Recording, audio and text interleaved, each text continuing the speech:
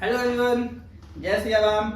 स्वागत है आप लोगों का फिर से हमारे इस सेशन में, इकोनॉमिक्स का सेशन में। तो आज सर हम लोग स्टार्ट करेंगे एक नया टॉपिक जिसका नाम है इन्वेस्टमेंट मल्टीप्लायर। पिछले क्लास में जहां हम लोगों ने एंड किया था, जस्ट उसके बाद वाला टॉपिक इन्वेस्टमेंट मल्टीप्लायर हम आपके लिए लाए हैं। तो सर नाम में ही क्या है? नाम में ही है मल्टीप्लायर। मल्टीप्लायर मतलब गुना करना, मल्टीप्लाई करना। और उसके पहले क्या है? उसके पहले है इन्वेस्टमेंट। मतलब इन्वेस्टमेंट के बढ़ने से इनकम में कितना चेंजेस होगा, इनकम कितना गुना बढ़ेगा, उसको हम लोग क्या बोलते हैं? Investment multiplier. Change in income due to change in investment. ठीक है, क्या है इन्वेस्टमेंट मल्टीप्लायर? तो इन्वेस्टमेंट के इंक्रीज होने से इनकम में कितना इंक्रीज होगा, इनकम में कितना इंक्रीमेंट होगा, उसी को हम लोग क्या बोलते हैं? Investment multiplier. वो आजकल जो मीम्स चल गया है, एक तीन तिया, 9 तिया, 27 तिया, 42 तिया, 242 तिया, वही वाला सर, वही वाला कॉन्सेप्ट है यहाँ पे इन्वेस्टमेंट मल्टीप्लायर। जो चाचा वो कॉन्सेप्ट दिए थे इन्वेस्टमेंट मल्टीप्लायर, एकदम वही चीज है कि इन्वेस्टमेंट बढ़ने से इनकम 3 तिया, 9 तिया, 27 तिया, 42 तिया कितना गुना बढ़ेगा सर? तो वही क्या है हमारा इन्वेस्टमेंट मल्टीप्लायर। तो इसका कुछ डेफिनेशन खास नहीं है, डेफिनेशन एकदम बहुत बेसिक सा है कि change in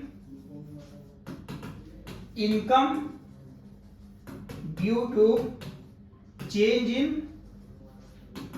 autonomous investment। Change in autonomous investment. किस टाइप का इन्वेस्टमेंट? तो ऑटोनोमस इन्वेस्टमेंट। क्यों? क्योंकि केन्स ने बोला था कि शॉर्ट रन में हमेशा हम लोग ऑटोनोमस इन्वेस्टमेंट को ही कंसीडर करते हैं, इंड्यूस इन्वेस्टमेंट को कंसीडर नहीं करते हैं। उसके बाद इसका कुछ अपना प्रॉपर डायग्राम है, जो कि अगर एग्जाम में पूछ लेगा तो डायग्राम बनाना बहुत जरूरी है सर। क्या है डायग्राम? इधर आ जाएगा आपका एडीएस और इधर आ जाएगा आपका क्वांटिटी या इनकम या जीडीपी। ठीक, ये हमारा था एग्रीगेट सप्लाई। ठीक है, income is equals to aggregate supply, national income is equals to aggregate supply. ये था हमारा initial aggregate demand C plus आई।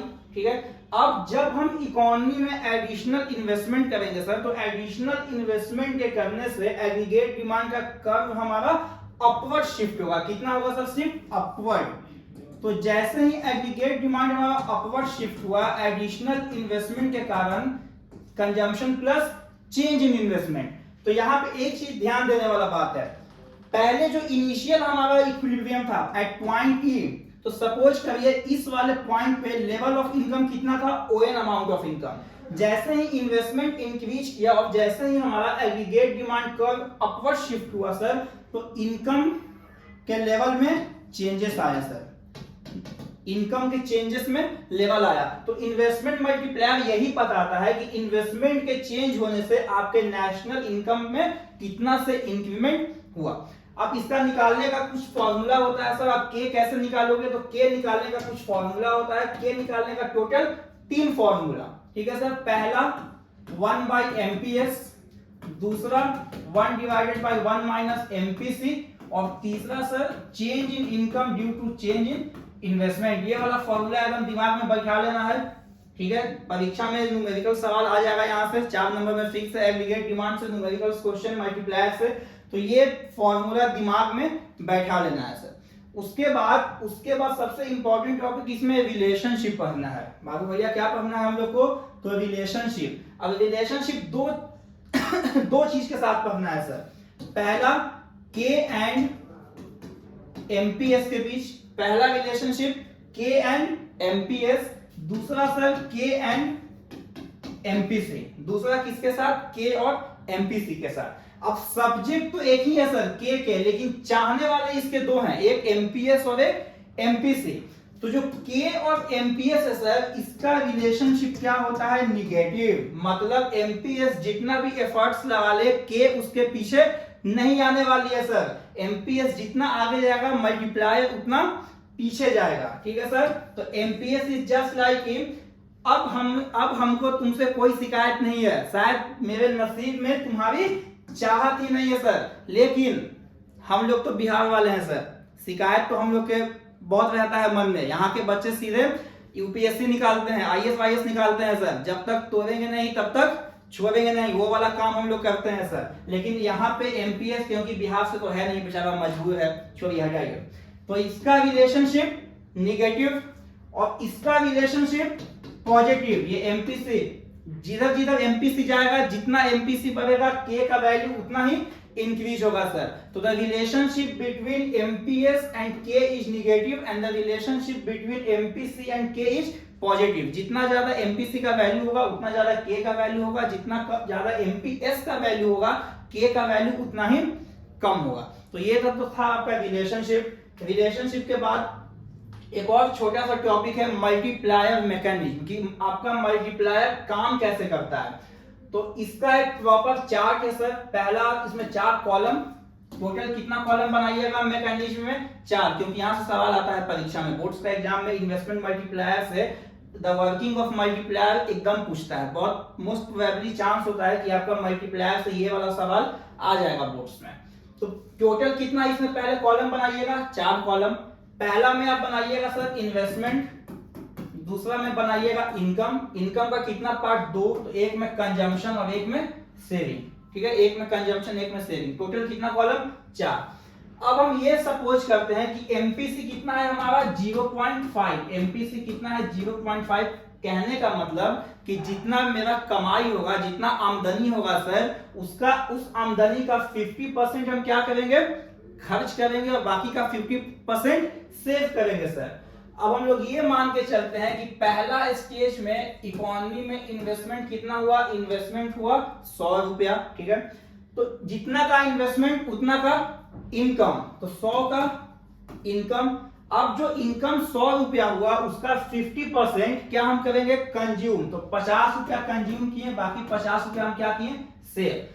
अब जो 50 रुपया आप सेव किए हो, तो ये पैसा तो इकोनॉमी से बाहर चला गया, आप बैंक में सेव कर दिया, आप कहीं भी सेव किए हो, तो ये वाला पैसा तो इकोनॉमी से बाहर गया। लेकिन जो आप पैसा खर्च किए हो वो पैसा तो घूम फिर के इकोनॉमी में ही आएगा ना, क्योंकि आपका एक्सपेंडिचर दूसरे के लिए क्या है? इनकम है। ये 50 रुपया वापस इनकम। अब ये 50 रुपया का वापस से 50%, यानी कि 25 रुपया कंजम्पशन में जाएगा सर और 25 रुपया सेविंग। ये वाला सेविंग वाला अमाउंट फिर से इकोनॉमी से बाहर चला गया। ये 25 वापस से इनकम के फॉर्म में आ गया। फिर से 25 का 50% दैट इज 12.5 कंज्यूम करेंगे और 12.5 सेव। जो 12.5 सेव किए वो पैसा बाहर चला गया, जो 12.5 हम लोग कंज्यूम किए वो पैसा वापस से इकोनॉमी में एज ए इनकम आ गया। तो अब सवाल ये है सर कि ये वाला साइकिल, ये वाला चक्र कब तक चलेगा? कब तक ये वाला साइकिल चलेगा? तो ये साइकिल तब तक चलेगा सर जब तक कि आपका मल्टीप्लायर दुगना ना हो जाए। दुगना इन द सेंस कि आपका इनकम कितना है? 100, आपका इन्वेस्टमेंट कितना था? 100। तो ये साइकिल तब तक चलेगा जब तक कि आपका इनकम 100 से इंक्रीज होकर कितना नहीं आ जाए? 200। अच्छा, तो सवाल एक ये है कि 200 ही क्यों? 500 का नहीं होगा सर, 2000 का नहीं होगा, 6000 क्यों नहीं होगा? लेकिन तो आपको यहाँ पे देखना है कि एमपीसी कितना है? 0.5। अब आपको हम एक फॉर्मूला बताए थे स्टार्टिंग में ही कि K is equals to 1 divided by MPS। K is equals to 1 divided by MPS। अब इस फॉर्मूला से K का वैल्यू निकाल लीजिए सर। 1 डिवाइडेड बाय 0.5, पॉइंट हटेगा 10, 2, तो K का वैल्यू 2। इनकम कितना था? 100। इन्वेस्टमेंट कितना था? 100। मतलब 100 का दुगना कितना? 200। तो इनकम जब तक 200 नहीं होगा तब तक ये साइकिल कंटिन्यू चलते रहेगा। कंजम्पशन कितना होगा? तो 200 का 50%, आधा इनकम आप क्या करोगे? कंज्यूम। तो ये 100 और सेविंग 100। ठीक, ये था आपका वर्किंग ऑफ मल्टीप्लायर कि मल्टीप्लायर आपका काम कैसे करता है। तो मल्टीप्लायर आपका सर ऐसे ही काम करता है, ठीक है। मैकेनिज्म आपका मल्टीप्लायर का क्या है? यही है, ठीक है। अब एमपीसी यहाँ पे जितना ज्यादा होगा, ठीक है, एमपीसी जितना ज्यादा होगा, मान लीजिए हम तो 0.5 ले लिए क्योंकि कैलकुलेशन में सिंपल पड़ता है। मान लीजिए एमपीसी यहाँ पे 0.8 होता, तो जितना ज्यादा एमपीसी का वैल्यू होगा उतना ज्यादा के का वैल्यू ज्यादा होगा, उतना ज्यादा के का वैल्यू ज्यादा होगा सर। क्यों? क्योंकि there is a direct relationship between MPC and K. There is a direct relationship between multiplier and MPC. एक जिधर जाएगा दूसरा भी उसके पीछे पीछे पीछे पीछे वहीं जाएगा सर, ठीक है। तो ये था आपका प्रॉपर मल्टीप्लायर, ठीक है। इससे ज्यादा मल्टीप्लायर में कुछ पढ़ना है नहीं, आपको फॉर्मूला बता दिए, मल्टीप्लायर का मतलब बता दिए, उसके बाद पीछे आपको डायग्राम बता दिए और लास्ट में जो आपका वर्किंग ऑफ मल्टीप्लायर था वो सब हम आपको बता दिए। तो टोटल आपको इतना ही मल्टीप्लायर में था, ज्यादा कुछ दिमाग लगाने वाला चीज है नहीं इसमें, बहुत छोटा टॉपिक है, 5 मिनट 10 मिनट का टॉपिक है, ठीक है। पढ़ने में भी ज्यादा टाइम इसको लगेगा नहीं और सवाल भी यहाँ से 2 या 3 आएगा। एक तो आपका मल्टीप्लायर मैकेनिज्म है, ये पूछ देगा।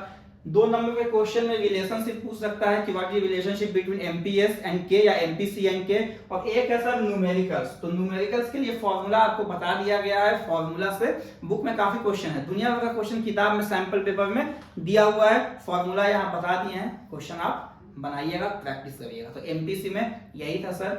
वीडियो आपको पसंद आए तो लाइक करना नहीं भूलिएगा, शेयर करना नहीं भूलिएगा, सब्सक्राइब करना नहीं भूलिएगा सर, और बेल आइकन प्रेस करना नहीं भूलिएगा। जय श्री राम।